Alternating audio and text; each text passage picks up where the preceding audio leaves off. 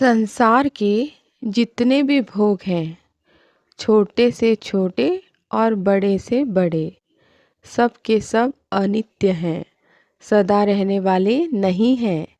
दूसरे सब के सब भोग अपूर्ण हैं। कोई भी भोग ऐसा नहीं है जिसको प्राप्त करके आप यह अनुभव कर सकें कि अब और कुछ नहीं चाहिए। तीसरे, भोग जितने अधिक होंगे उतनी ही भोगों की चाह अधिक बढ़ेगी, और जितनी बड़ी चाह रूपी आग होगी उतने अधिक ईंधन की आवश्यकता होगी। यह नियम है। अतएव जिसके पास जितना बड़ा भोग समुदाय है उसकी भोगों की भूख उतनी ही बड़ी है, और जितनी बड़ी भोगों की भूख है उतना ही बड़ा उसका दुख है।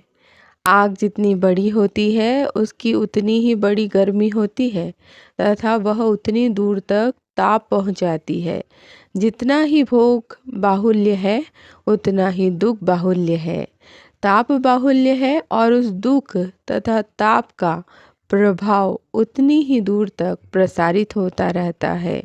भोगों की प्राप्ति प्रारब्धाधीन है। हम लोग मिथ्या प्रयास करते हैं, झूठ बोलते हैं, छल करते हैं, कपट करते हैं, आपस में लड़ते हैं, पड़ोसी पड़ोसी से, भाई भाई से, पिता पुत्र से। यह सब क्यों होता है? हमने मन में ऐसा मान रखा है कि हम अपना प्रयास करके अधिक पालेंगे, अथवा हमारा कोई नुकसान हो रहा है उस नुकसान से अपने को बचा लेंगे। किंतु हमारी यह धारणा भ्रामक है। प्रारब्ध प्रायश्चित से, भगवत शरणागति से अथवा ज्ञान से ही जल सकता है, किंतु जब तक वह चलता नहीं तब तक प्रारब्ध का भोग करना ही पड़ेगा। हमारा कोई नुकसान हो रहा है, हमारे मन में विचार उत्पन्न होता है कि अमुक व्यक्ति से नुकसान हो रहा है। प्रथम तो ऐसी मान्यता में हमारी भूल हो सकती है और अमुक व्यक्ति का हमारे नुकसान में तनिक भी हाथ नहीं है। दूसरे, यदि वह व्यक्ति नुकसान करने का प्रयत्न कर भी रहा है तो वह हमारा नुकसान कभी कर ही नहीं सकता यदि हमारा प्रारब्ध नुकसान का नहीं है। हमारा नुकसान तभी होना संभव है जब हमारा प्रारब्ध वैसा है। ऐसी अवस्था में जो हमारा नुकसान करने का, हमारा बुरा करने का, हमें कष्ट पहुंचाने का मनोरथ करता है, प्रयत्न करता है, वह नए पाप कर्म कर रहा है और उसके फल रूप में उसको दुख भोगना ही पड़ेगा। साथ ही हमारा प्रारब्ध न हुए बिना वह हमें नुकसान पहुंचा नहीं सकता। अतएव जब हमें कोई नुकसान पहुंचता है और नुकसान पहुंचाने में हमको दूसरा व्यक्ति कारण दिखता है, वही हमें सोचना चाहिए कि वह व्यक्ति बेचारा दया का पात्र है। वह अपने आप अपनी बुराई कर रहा है। भगवान उसे क्षमा करे, उस पर कृपा करें, उसको सद्बुद्धि दे। हमारा जो कुछ होना होगा वह प्रारब्ध के अनुसार होगा ही। वह उसमें निमित्त न बने तब भी होगा, किंतु उसमें वह निमित्त बनकर नया पाप कर रहा है। जो नियम दूसरों के लिए है वही हमारे ऊपर भी लागू होता है।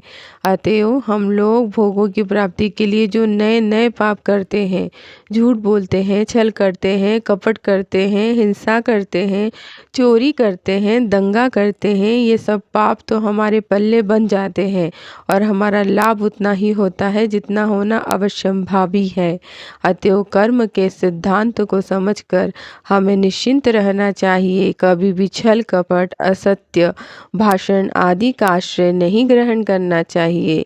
जो लोग छल कपट आदि का आश्रय ग्रहण करते हैं उन्हें दया का पात्र मानकर उनके प्रति सद्भाव बनाना चाहिए तथा भगवान से प्रार्थना करनी चाहिए कि वे उन्हें क्षमा करे, उन्हें निर्मल बुद्धि प्रदान करे। तो दोस्तों, इस वीडियो से यही सबसे बड़ी शिक्षा मिलती है कि हमारे जीवन में सुख और दुख जो भी आने हैं वो पहले से ही तय हैं। कोई व्यक्ति, कोई हालात, कोई परिस्थिति निमित्त मात्र हो सकता है पर वह उसकी वजह नहीं है। उसकी वजह हम स्वयं हैं, हमारे किए हुए कर्म हैं। तो ना किसी को दुख पहुंचाएं और न ही किसी से द्वेष पालें और न ही किसी से राग पालें। ईश्वर की आराधना करते रहें, अपने कर्म करते रहें, सबकी सेवा करते रहें, सत्य मार्ग पर चलते रहें और इसी तरह अपने जीवन को धर्म की राह पर चलाते हुए ईश्वर प्राप्ति की ओर आगे ले जाएं, क्योंकि मनुष्य के जन्म का एकमात्र उद्देश्य ईश्वर की प्राप्ति है। हम कोशिश तो कर सकते हैं और भगवान कोशिश से प्रसन्न हो जाते हैं। उम्मीद करती हूँ आपको ये वीडियो अच्छा लगा होगा। अच्छा लगा हो तो वीडियो को लाइक करना, चैनल को सब्सक्राइब करना बिल्कुल ना भूलिएगा। नमस्कार, प्रणाम।